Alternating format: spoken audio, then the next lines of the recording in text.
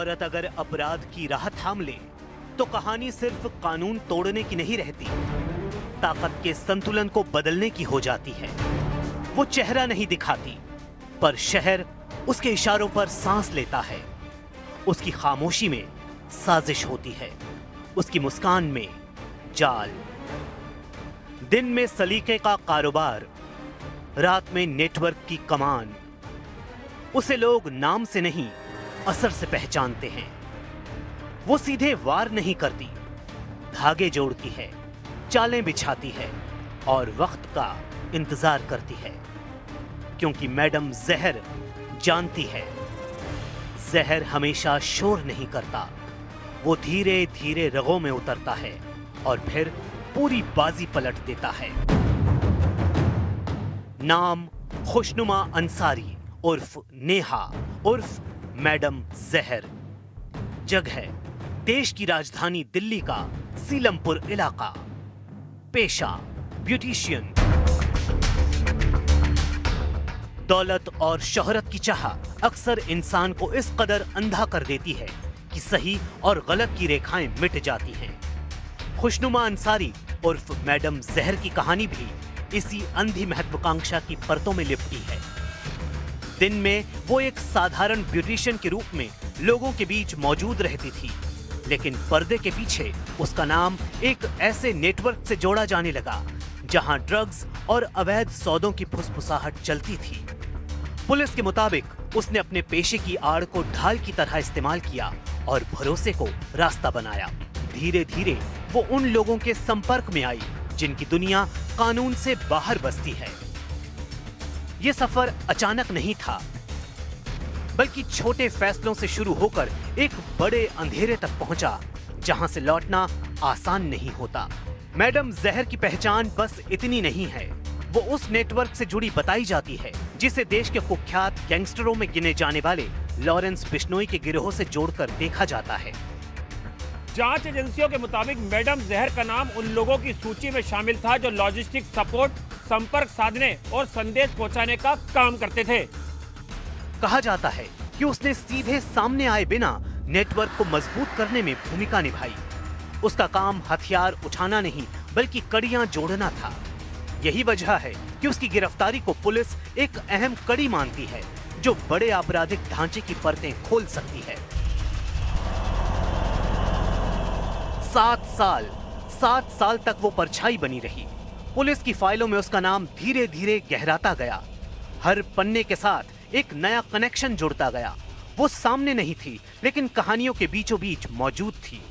जांच एजेंसियों के मुताबिक जिस नेटवर्क में लॉजिस्टिक सपोर्ट और मूवमेंट की जानकारी सबसे बड़ी ताकत होती है, वहां उसका असर महसूस किया जाता था।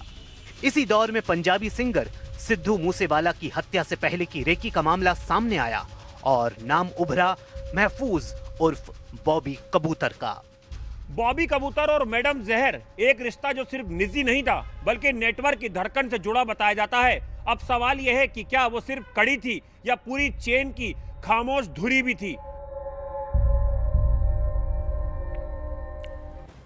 जुर्म किरदार गढ़ता है और इसकी लत किसी की भी तबाही की वजह बन सकती है। कुछ लोग हालात के शिकार होते हैं तो कुछ हालात को ही हथियार बना लेते हैं।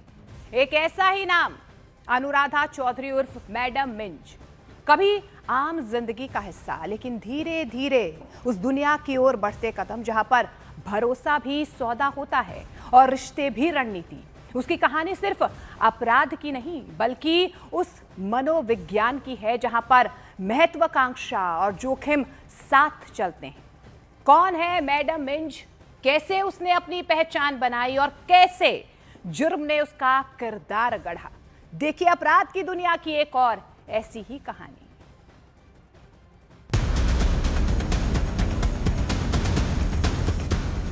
समय तकदीर को कब पलट दे कोई नहीं जानता। सीकर के एक साधारण गांव से निकली अनुराधा चौधरी की जिंदगी भी कुछ ऐसी ही पटकथा बन गई, जिसे शायद उसने खुद भी नहीं सोचा था।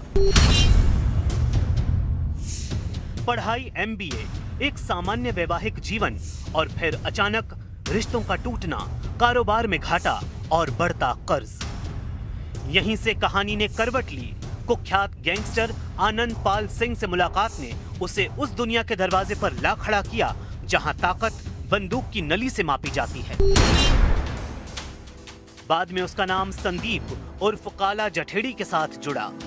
आज वो मैडम मिंज है, एक ऐसा नाम जिसमें प्यार, बगावत और अंडरवर्ल्ड की स्याह परछाइयां एक साथ सांस लेती हैं। राजस्थान की तपती रेत में जब डर और दबदबे की कहानियां आकार ले रही थीं, तब आनंद पाल सिंह का नाम खौफ की तरह फैल चुका था। उसी दौर में उसकी दुनिया में एक नई मौजूदगी दर्ज हुई, अनुराधा चौधरी, जो आगे चलकर मैडम मिंज कहलाई।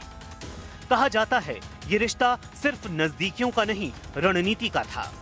जहां आनंद पाल बंदूक की ताकत था, वहीं मैडम मिंज को दिमाग और नेटवर्क की कड़ी माना गया। मुलाकात ने एक पढ़ी लिखी महिला को अपराध की उस परछाई में ला खड़ा किया जहां फैसले दबी जुबान में होते हैं और अंजाम गोलियों से लिखे जाते हैं। 2017 के एनकाउंटर ने आनंद पाल की कहानी रोक दी, लेकिन मैडम मिंज की कहानी का नया अध्याय यहीं से लिखना शुरू हुआ।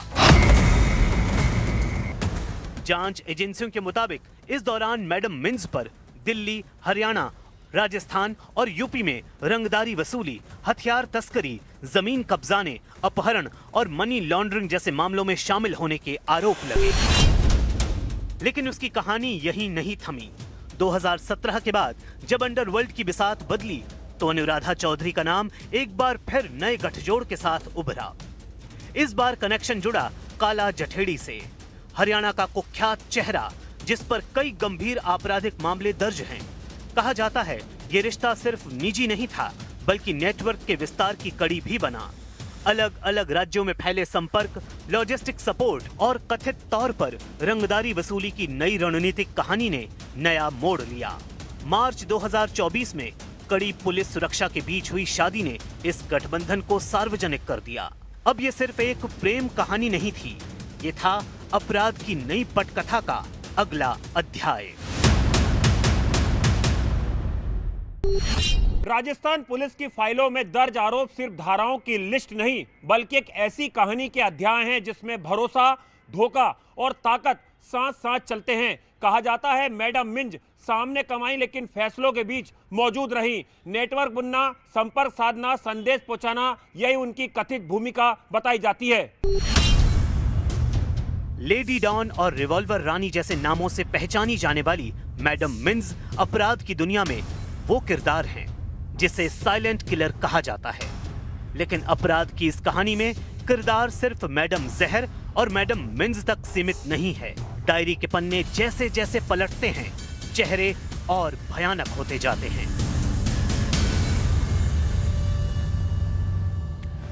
तो सच यही है कि अपराध की छाया हमें जितनी नजर आती है, असल में उससे कहीं ज्यादा डरावनी होती है।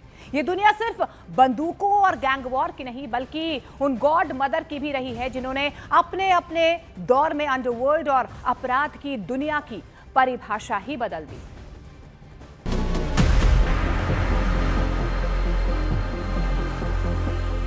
बदला और विश्वासघात अपराध की किताब के वो शब्द हैं जो हर कहानी की जड़ में छिपे मिलते हैं।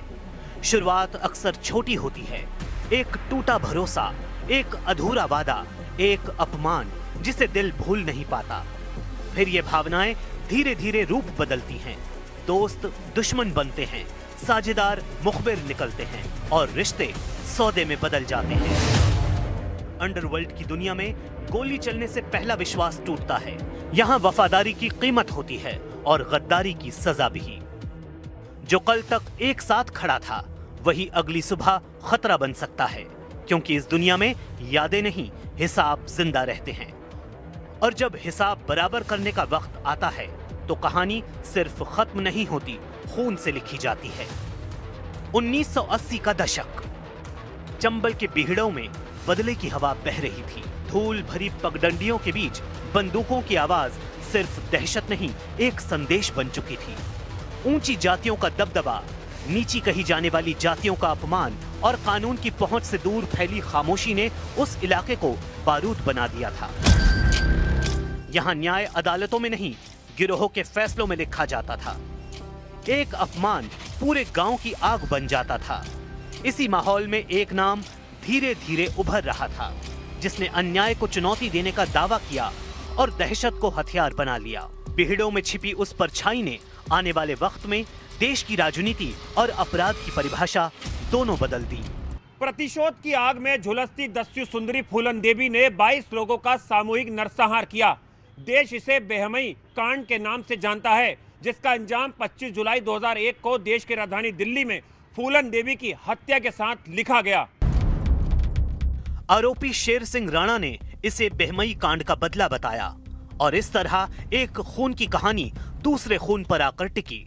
लेकिन उसी दशक में चंबल के बिहड़ों से सैकड़ों किलोमीटर दूर गुजरात के तटीय शहर पोरबंदर में सत्ता और साय का एक अलग खेल चल रहा था।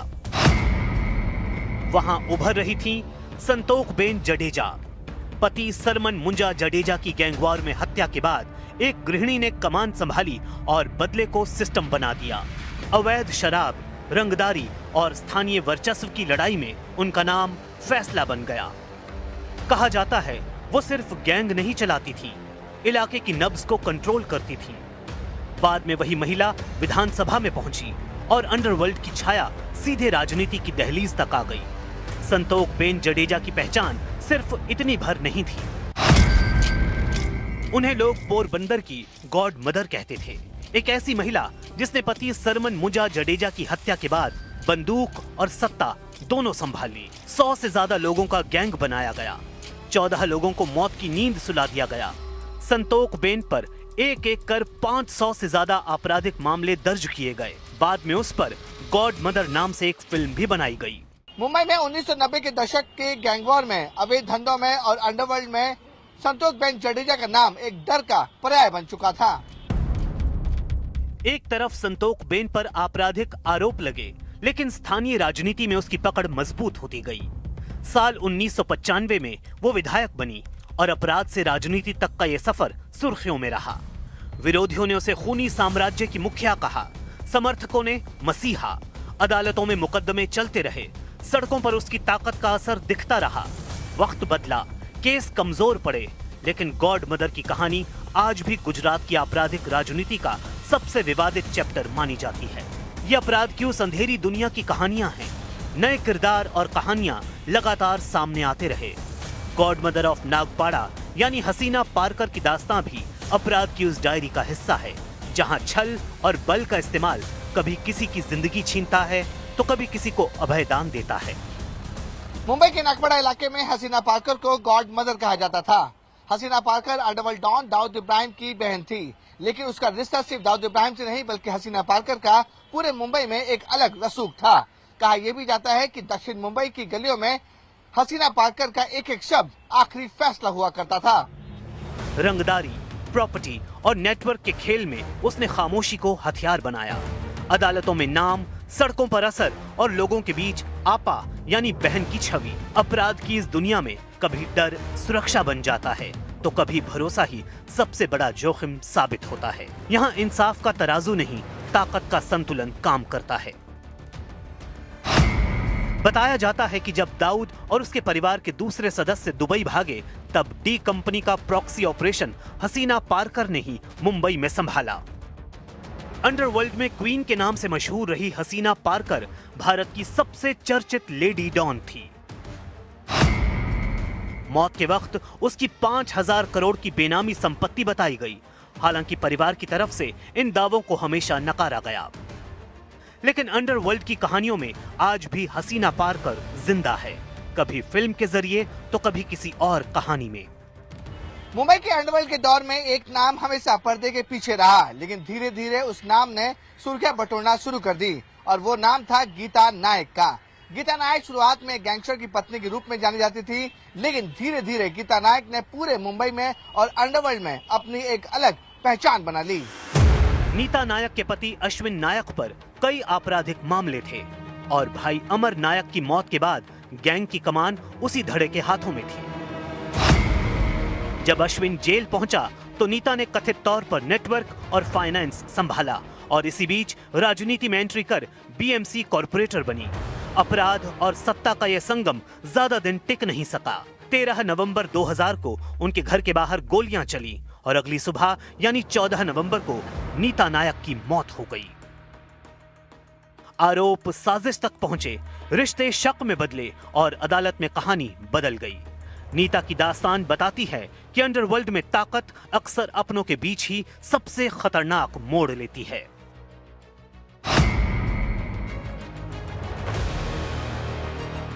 नीता नायक की तरह एक कहानी मध्य प्रदेश के उज्जैन से भी जुड़ती है।